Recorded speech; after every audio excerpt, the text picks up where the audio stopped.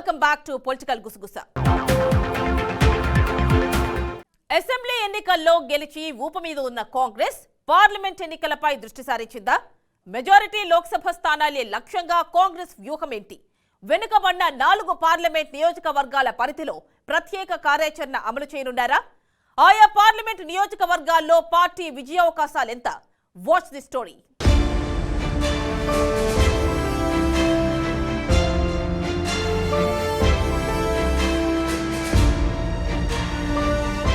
Assembly ఎన్నికల్లో విజయం తరువాత దూకుడు మీదున్న కాంగ్రెస్ అదే జోష్తో పార్లమెంటు ఎన్నికల్లో మెజారిటీ స్థానాలే లక్ష్యంగా పనిచేస్తోంది. ఓవైపు కీలక నేతలు ప్రభుత్వంలో వివిధ మంత్రిత్వ శాఖల్లో ఉండగా గ్రౌండ్ లెవెల్లో మాత్రం పార్టీ నేతలు, ఎమ్మెల్యేలు, పార్లమెంటు నియోజకవర్గ ఇన్ఛార్జీలు లోక్సభ ఎన్నికల కోసం అప్పుడే వ్యూహాలకు పదును పెడుతున్నారు. ఇందుకు ముఖ్యమంత్రి రేవంత్ రెడ్డి సైతం పార్లమెంటు ఎన్నికల్లోపు తన పాలన మార్కును చాటాలని భావిస్తున్నారు. తద్వారా అనుకున్న లక్ష్యాన్ని సాధించడం పెద్ద కష్టమేమీ కాదని పీసీసీ చీఫ్ ముఖ్యమంత్రి రేవంత్ రెడ్డి ఆలోచిస్తున్నారట.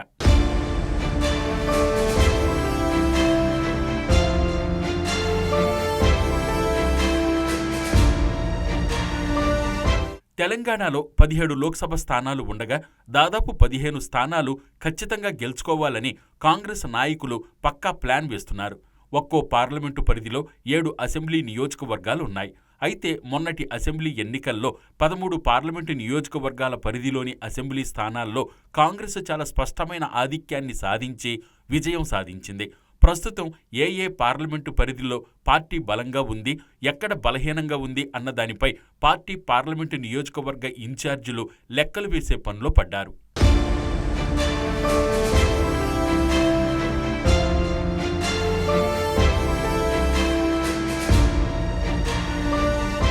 దక్షిణ తెలంగాణలోని ఉమ్మడి ఖమ్మం జిల్లాలో 1, నల్గొండలో 1, మహబూబ్నగర్లో 2, వరంగల్లో 2 తప్ప మిగిలిన అసెంబ్లీ స్థానాలు కాంగ్రెస్ గెలుచుకోవడంతో వాటి పరిధిలో ఉన్న పార్లమెంటు స్థానాలైన ఖమ్మం, మహబూబ్నగర్, నాగర్ కర్నూల్, వరంగల్, నల్గొండ, భువనగిరి లోక్సభ స్థానాలు ఖచ్చితంగా గెలుస్తామని ఆ పార్టీ నాయకులు భావిస్తున్నారు.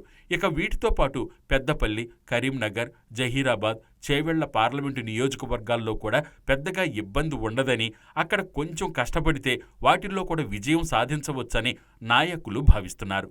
ఇక గత ఎన్నికల్లో మల్కాజ్గిరి ఎంపీగా రేవంత్ రెడ్డి విజయం సాధించారు.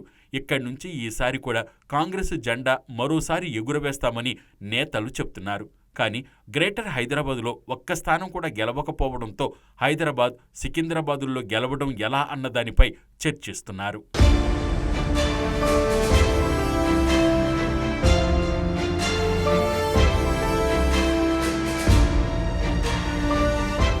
ఇక ఆదిలాబాద్ జిల్లాలో కాంగ్రెస్ 4 అసెంబ్లీ స్థానాలు గెలిచినప్పటికీ ఆదిలాబాద్ పార్లమెంటు పరిధిలో మాత్రం ఖానాపూర్ ఒక్క స్థానంలోనే విజయం సాధించింది. మిగిలినవి పెద్దపల్లి పార్లమెంటు నియోజకవర్గం పరిధిలోకి వెళ్లడంతో ఆదిలాబాద్ లోక్సభ స్థానంలో బీజేపీ ప్రభావం అధికంగా ఉంది. నిజామాబాద్ జిల్లాలో 4 స్థానాలు గెలిచినప్పటికీ ఎల్లారెడ్డి నియోజకవర్గం జహీరాబాద్ పార్లమెంటు నియోజకవర్గం పరిధిలో ఉండడంతో ఇక్కడ కొంత ఇబ్బందికరం అని నాయకులు భావిస్తున్నారు.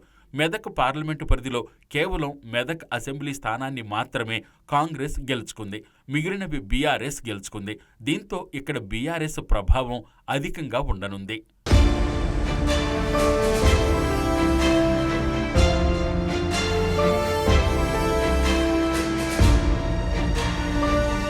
ఇప్పటికిప్పుడు పార్లమెంటు ఎన్నికలు జరిగితే 13 స్థానాలు కైవసం చేసుకుంటామని హస్తం నేతలు ధీమా వ్యక్తం చేస్తున్నారు.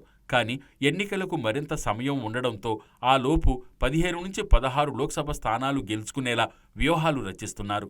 ఎంతవరకు కాంగ్రెస్ వ్యూహం పనిచేస్తుందో చూడాలి మరి.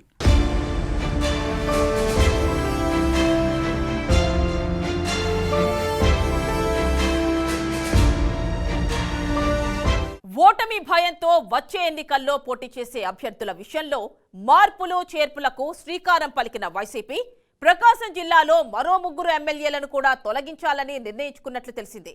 తొలి విడత రాష్ట్రంలోని 11 నియోజకవర్గాల్లో, అందులో ఉమ్మడి ప్రకాశం జిల్లాలో 4 చోట్ల అభ్యర్థులను మార్చిన ఆ పార్టీ అధిష్టానం మరో జాబితా సిద్ధం చేసిందట. ఆ లిస్టులో ప్రకాశం జిల్లాకు చెందిన 3 సిట్టింగ్ల పేర్లు ఉన్నాయంటున్నారు. అయితే వారికి మరో చోట అవకాశం ఇస్తారా లేక పూర్తిగా పక్కన పెడతారా అన్న విషయంపై క్లారిటీ లేదంటున్నారు.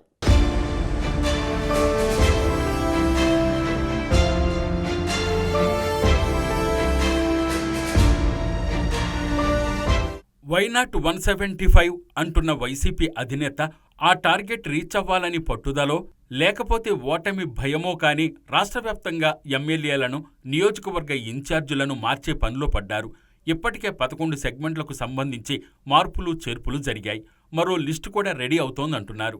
ఆ క్రమంలో ప్రకాశం జిల్లాలోని దర్శితో పాటు కనిగిరి, గిద్దలూరు ఎమ్మెల్యేలు మదిశెట్టి వేణుగోపాల్, బుర్రా మధుసూదన్ యాదవ్, అన్నా రాంబాబులను మార్చాలని వైసీపీ అధినేత నిర్ణయించుకున్నట్లు తెలిసింది.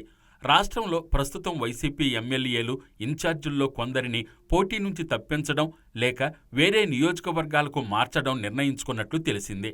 రాష్ట్రంలో ప్రస్తుతం వైసీపీ ఎమ్మెల్యేలు ఇన్ఛార్జీల్లో కొందరిని పోటీ నుంచి తప్పించడం, వేరే నియోజకవర్గాలకు మార్చడం ఖాయమైంది. తెలంగాణ ఎన్నికల ఫలితాలు, ఇతరత్ర సరికొత్త వ్యూహాల్లో భాగంగా పెద్ద సంఖ్యలో ఎమ్మెల్యేలు ఇన్ఛార్జీలకు ఆ పార్టీ చెక్ పెడుతోంది.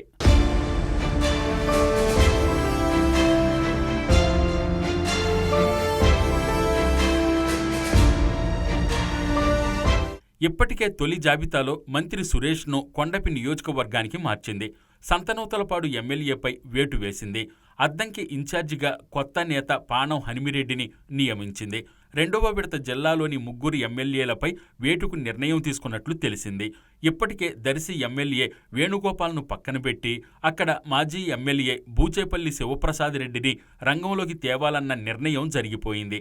అయితే సీఎం జగన్ను కలవడంలో వేణుగోపాల్ జాప్యం చేయడంతో ఆ మార్పు ప్రకటన తొలి జాబితాలోనే చోటు చేసుకోలేదు.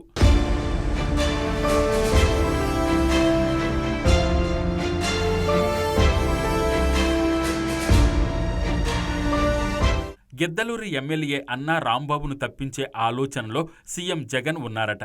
వైసీపీలోని కొందరు ముఖ్య నాయకుల సమాచారాన్ని బట్టి గిద్దలూరు నుంచి రాంబాబు స్థానే రెడ్డి సామాజిక వర్గం నాయకుడిని రంగంలోకి దించాలని అధిష్టానం నిర్ణయించుకున్నట్లు తెలుస్తోంది. ఇప్పటికే ఆ నియోజకవర్గం నుంచి టికెట్ ఆశిస్తున్న వారిలో 3-4 రెడ్డి సామాజిక వర్గం నాయకులున్నారు. వారికి తోడు ఒక డాక్టర్ పేరు కూడా అధిష్టానం పరిశీలిస్తోందట. రెడ్డి సామాజిక వర్గానికి అవకాశం ఇవ్వాలన్న నిర్ణయంతో పాటు ఎన్నికల వ్యయం కూడా వారు సూచించిన స్థాయిలో చేయగలిగిన వారిని ఎంపిక చేయాలని భావిస్తున్నట్లు సమాచారం.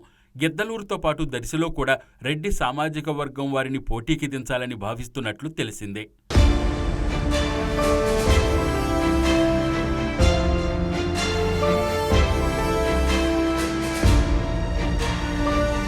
కనిగిరి ఎమ్మెల్యే బుర్రా మధుసూదన్ను కూడా తప్పించాలన్న నిర్ణయానికి ఆ పార్టీ వచ్చినట్లు తెలుస్తోంది. అయితే అక్కడ బీసీ సామాజిక అభ్యర్థికే అవకాశం ఇవ్వాలన్న భావంతో ఉన్నట్లు సమాచారం. నెల్లూరు జిల్లాకు చెందిన ఒక నాయకుణ్ణి కనిగిరి నుంచి పోటీ చేయించాలన్న ఆలోచనలో సీఎం ఉన్నారని అంటున్నారు. అందుకు అనుగుణంగా 1-2 పేర్లు చెప్పి పరిశీలన చెయ్యాలని సీఎం జగన్ కొందరు నాయకులను ఆదేశించినట్లు తెలిసింది. అంతేకాక కనిగిరి, గిద్దలూరు నియోజకవర్గాల్లో పార్టీ తాజా ఆలోచనకు అనుగుణంగా శ్రేణుల అభిప్రాయాన్ని తెలుసుకునేందుకు ఐప్యాక్ ప్రతినిధులతో తక్షణ సర్వే కూడా చేయిస్తున్నారట.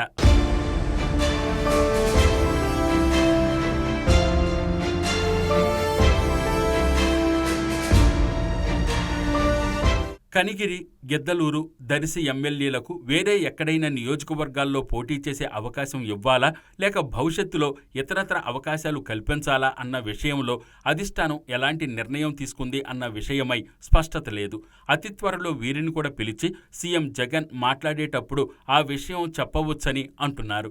గిద్దలూరు ఎమ్మెల్యే రాంబాబు ఇటీవల మెడ నరాలకు సంబంధించి శస్త్రచికిత్స చేయించుకుని విశ్రాంతి తీసుకుంటున్నారు. అందువల్ల గిద్దలూరు విషయంతో మరికొంత సమయం తీసుకుని వారం రోజుల తర్వాత వెల్లడయ్యే జాబితాలో అధిష్టానం తమ నిర్ణయాన్ని ప్రకటించవచ్చని భావిస్తున్నారు.